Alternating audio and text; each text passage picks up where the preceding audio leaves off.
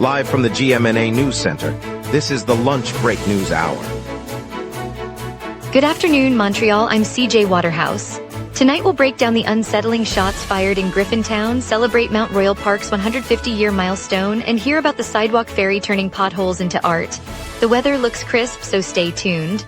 Jeff, I know you've got thoughts on this one.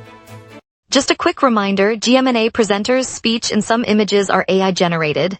Content may contain errors. Verify important information.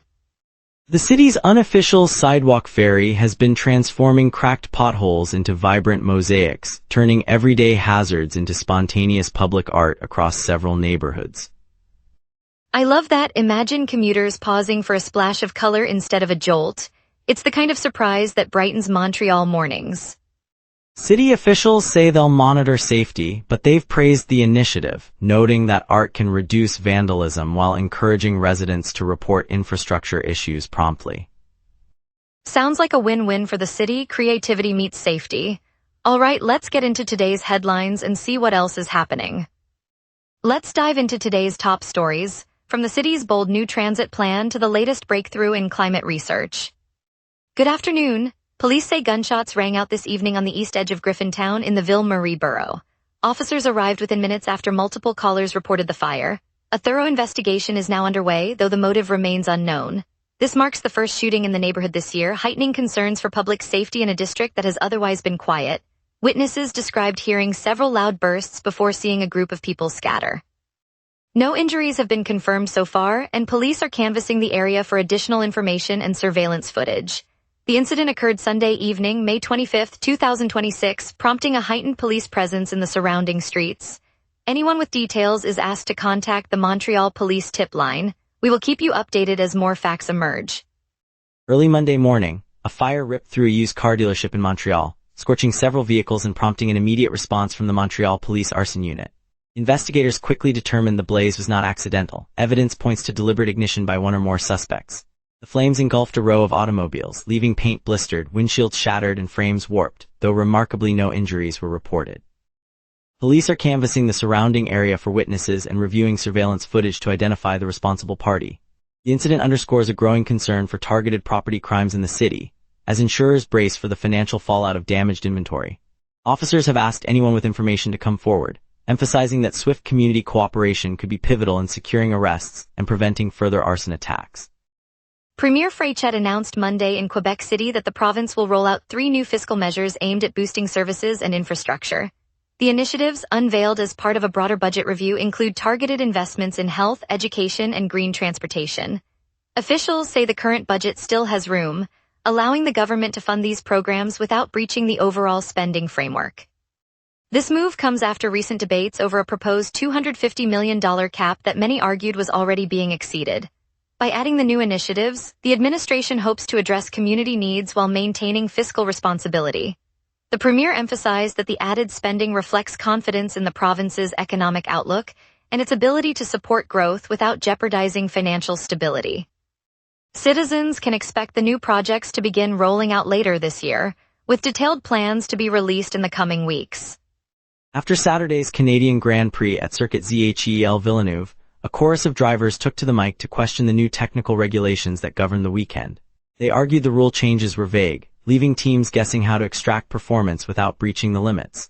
Some pointed out that the lack of clear guidance could penalize smaller outfits while larger teams might exploit loopholes.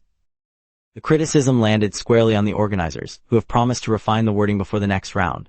While the race itself delivered its usual excitement, the post-race debate hints at a deeper tension between sporting fairness and engineering freedom.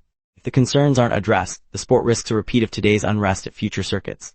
Fans in the stands noted the tension, fearing it could dull the spectacle if teams spend more time in the garage than on track. The province may soon outgrow its spending ceiling, Premier Christine Fréchette told reporters in Quebec City on Saturday. While the current budget caps expenditures at $250 million, she said she will not rule out going beyond that limit if necessary. The premier's comments come as the finance minister warned the government could overspend amid a growing list of promises. Fréchette emphasized that the province must remain flexible to meet emerging needs, even if it means stretching the budget. Critics argue that repeatedly expanding the ceiling erodes fiscal discipline, but the administration argues the extra funds are essential for delivering on new programs. The debate now centers on how to balance ambitious initiatives with responsible stewardship of taxpayer money. Stakeholders from education, health, and infrastructure sectors all voiced concerns about potential tax impacts. Up next, we'll check on the Milan sidewalk hole that's left commuters slipping, then dive back into downtown's biggest stories right back. Watch the local sunset tonight at 6 p.m. for all your local Montreal news. Welcome back, everyone. I'm glad you stayed with us. Let's dive into today's headlines, and now Jeff Laflamme will take us through the local stories. Good afternoon, Montreal. Tonight, Monday evening, May 25-26, as the Canadiens host the Hurricanes for the third game of their playoff series, the sky over the Centre Bell will host a familiar spectacle. The Canadian Forces Snowbirds are set to fly a six-jet formation across downtown, a low-altitude pass that will echo above the streets just before tip-off. This marks the second consecutive day the aerobatic team has greeted fans, turning the usual traffic-filled evening into a brief moment of shared awe. For residents heading to the arena or watching from home, the roar of the Jets adds a patriotic soundtrack to the playoff excitement, reminding us that sport and service often intersect in our city's daily rhythm. Keep an eye upward as the Jets sweep by, then settle in for a night of hockey. Pedestrians in the Milan neighborhood have suffered multiple falls after an uncovered hole in the sidewalk gave way earlier this week. The hole, left exposed amid ongoing street work repairs, was not marked or cordoned off, prompting residents to demand immediate action. City officials confirmed that the opening resulted from a delayed removal of construction debris, and they have pledged to install temporary barriers while a permanent fix is arranged. Community members voiced frustration, saying the borough's safety checks have been lacking and that families with young children are especially at risk. The city has urged anyone who slipped to report injuries and has promised to expedite repairs before the next scheduled work phase. Authorities say they are reviewing inspection protocols to prevent similar hazards in other districts. Residents hope the swift response will restore confidence in public walkways across the city. Mayor Stéphane Boyer of La Ville, in a statement made on May 21, 2026, warned that the tunnel boring machine slated for the Orange Line extension to Bois Franc must remain on site beyond the current 2028 deadline.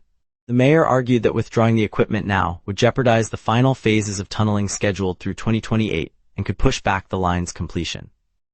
He appealed directly to the Quebec provincial government, urging an allocation of funds to keep the machine operational through the remainder of the project.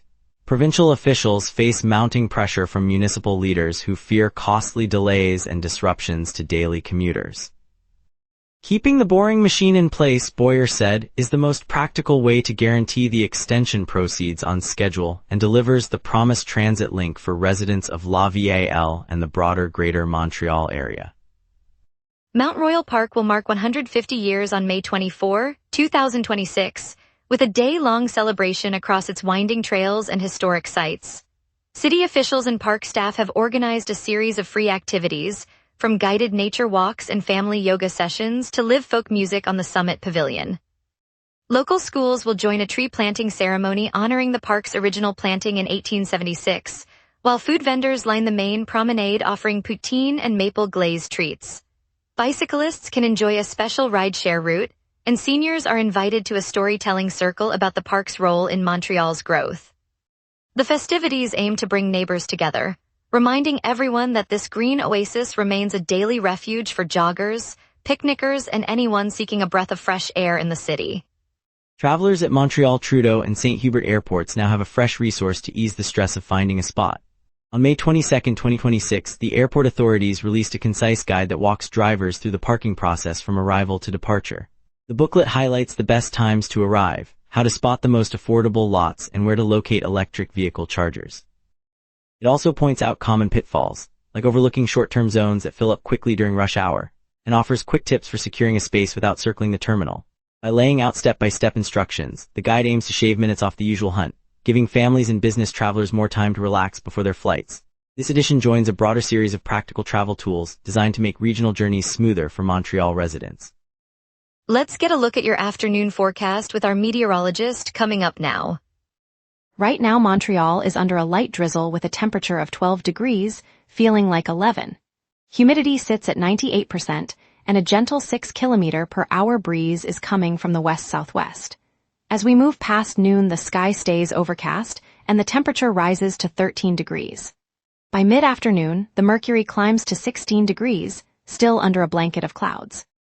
The evening clears, and by 7 p.m. we expect a clear sky with the temperature reaching 18 degrees. The sun will set late tonight, around 2028, giving us a little extra daylight for any after-work plans. A total of 15.7 millimeters of rain is forecast for the day, so keep an umbrella handy. That wraps up the look at today, and now let's turn to the 5-day outlook. Looking ahead, the next 4 days bring a mix of warmth and lingering showers. On Tuesday, the high climbs to 24 degrees with a low of 13, and the sky will stay mostly overcast with a 20% chance of rain. Wednesday cools a bit, reaching a high of 20 degrees and a low of 14, and a light drizzle returns with another 20% rain probability. Thursday holds steady at 18 degrees for the high and 11 for the low, and the drizzle continues but without a measurable chance of rain. Friday brings a cooler finish to the week, with a high of 14 degrees and a low of 9, and rain showers become more likely at 29%. Overall, the temperature swing stays moderate, but keep an eye on the occasional showers, especially in the middle of the week. That's the picture for the coming days, perfect for planning lunches, outings, or a cozy night in. Traffic, humming with Grand Prix weekend, Monday night comedy will have you laughing, and Dynacare's new lab boosts local health. Stay tuned, right back. Watch the local sunset tonight at 6 p.m. for all your local Montreal news. The biggest holdup this morning is a major blockage at the Onzho interchange on Autoroute 25, near Exit A East. The lane closure has forced traffic onto the collector lanes, dropping speeds to roughly 20 km per hour and creating a queue that stretches several kilometers. Drivers heading east should consider diverting onto Autoroute 24 or using Boulevard Henry Bourassa as a backup, because the jam is expected to linger well into the afternoon. On the bridges, moderate congestion persists on both the Jacques Cartier and the Samuel de Champlain spans. The bottleneck is confined to the peak hour window, adding about 5 to 10 minutes for cross-river trips. If you can, the Pont Vieux offers a freer flow for downtown-bound commuters. Further north, reconstruction of the Autoroute 31 overpass at the Autoroute 40 interchange in Lavaltrie introduces slowdowns, though traffic remains generally moving. No SDM service issues are reported at this time. Expect the east-west corridors to stay slower than normal this afternoon. First up, the indie duo No Cosmos with +1 take the stage tonight at Quai des Brumes, kicking off at 8 o'clock. Their electrifying blend of synth rock promises a fresh soundtrack for your evening, and the waterfront vibe makes it a perfect post-work unwind. Next, laughter lands at McKibben's for the Monday night comedy show starting at 7:30. Local comics will riff on everything from commuter chaos to the latest memes, giving you a quick reset before the week rolls on. If stand-up is more your speed, Deli Planet hosts Monday's Amorite. At 8:15, a sharp-tongued lineup that tackles Montreal life with no holds barred. Looking ahead, Saturday night brings the 4th edition of the Gala Influence Creation at Place Belle, a high-glamour fundraiser spotlighting emerging designers and a chance to rub shoulders with the city's creative elite.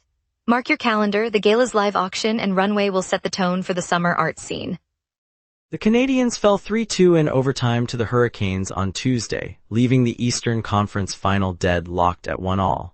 A win in Game 3 tonight would give Montreal the edge before a potential home ice swing, and the team will be back on the ice at 8 o'clock p.m. Eastern. Across the rink, the Victoire capped their inaugural season with a 4-0 rout of Ottawa to capture the PWHL Walter Cup. The championship not only crowns Montreal as the league's first champions, but also secures a spot in next season's international showcase, though the squad now heads into a brief off-season. In the soccer world, CF Montreal dropped a 0-2 decision to Chicago last week and sit 8th in the Eastern Conference. The Red Bulls visit on Saturday at 7:30 p.m. Eastern, a match that could spark a climb up the table if the Canadiens rediscover their attacking rhythm. Dynacare in Lavalle's Biotech City just unveiled an advanced medical laboratory, a milestone that brings more than $5 million of investment to the region. The state-of-the-art facility expands diagnostic testing capacity and opens new doors for collaborative research with nearby universities and biotech firms. By housing cutting-edge sequencing equipment and rapid turnaround labs, Dynacare will shorten wait times for patients and give local scientists the tools they need to accelerate breakthroughs in genetics and infectious disease. The project underscores Lavalle's growing reputation as a life sciences hub and adds another high-tech anchor to the neighborhood's economy. It matters to Montreal because every test processed here helps keep our community healthier and our innovation ecosystem thriving. Coming up, the sidewalk ferry turns potholes into mosaics, and Milton Park's garden blossoms on a former vacant lot. Stay with us. Coming up tonight at 6, the local sunset. Your neighborhood, your city, your news. From city hall decisions to the stories happening right on your street, we cover what matters most to Montrealers. Join us tonight at 6 p.m. on GMna for the local sunset, Montreal's evening newscast. The 2026 Canadian Grand Prix is roaring through Montreal as rookie Kimi Antonelli clinches a historic first win and tens of thousands of fans flood the iconic circuit Gilles Villeneuve. The excitement is electric and the city is buzzing with race day energy. Carl Dumont is there. Carl Dumont. Thanks CJ Waterhouse. The smell of burnt rubber and hot espresso mingles as I stand on the pit wall of Circuit Gilles Villeneuve, the grandstands humming with a sea of red and white scarves. The roar of Kimi Antonelli's car crescendos around turn 24, the engine screaming as he slices through the final lap, his rookie helmet glinting in the late afternoon sun. Behind him, Lewis Hamilton claws at the tailpipe, his silver McLaren ablur, while Max Verstappen's red Red Bull fights for a podium finish. The crowd erupts, a chorus of cheers spilling over the waterfront, families waving flags, vendors shouting out fresh poutine. It feels like the whole island holds its breath, then explodes in celebration of a historic first win for a newcomer. A rookie's triumph reminds us that dreams can ignite on any street. Carl Dumont virtually at Circuit Gilles Villeneuve. On a crisp Saturday morning in the heart of Plateau H. Montreal, the bustling cafes of St. Denis and the quiet corners of St. Laurent gave way to a surprise for anyone strolling down Rachel Street. Lawrence Petty, a local artist known affectionately as the Sidewalk Fairy, has been slipping bright mosaic tiles into the potholes that have long peppered the neighborhood's sidewalks. With the steady help of volunteers from Mossique, Montreal, each cracked square now blooms into a tiny tableau of blues, yellows, and reds, catching the light just as commuters step onto them. I watched a delivery driver pause, his eyes widening as he lifted his foot onto a swirl of teal and gold, and a child giggled, pointing to the unexpected gallery beneath his sneakers. The once overlooked cracks have become conversation starters, a shared moment of delight that turns a routine walk into a miniature art walk. It's a reminder that a little imagination can mend the mundane and brighten an entire block. And that's the magic of community art right here on our streets. On the edge of Old Montreal, between Rue de la Commune and Rue de la Montagne, the once empty lot that sat idle for years has become the heart of the Milton Park Community Garden. Over the weekend, Toit Vert Solidaire, a handful of city staff and more than 30 neighbors rolled up their sleeves, moving soil, planting seedlings, and laying out a narrow path that winds through rows of lettuce, tomatoes, and kale. In just 5 days, the space grew into a garden of roughly 1,200 square meters, complete with a strip of wildflowers that attracts bees and a small wooden bench where seniors gather to read stories aloud to curious schoolchildren. I watched a grandmother hand a bright carrot to a 6-year-old boy, his eyes widening as if he'd discovered a treasure. That simple exchange, the shared laughter over a misplaced seed, captures why the plot matters. It feeds bodies, steadies minds, and stitches a neighborhood together. It's a reminder that a bit of soil and a lot of goodwill can turn a vacant corner into a place where everyone feels at home. Thanks, Montreal, for joining me on the lunch break. It was a sobering day with the downtown shooting investigation, yet the Sidewalk Fairy's colorful mosaics reminded us hope can pop up anywhere. I'm CJ Waterhouse, and I look forward to seeing you again tomorrow for more stories that matter.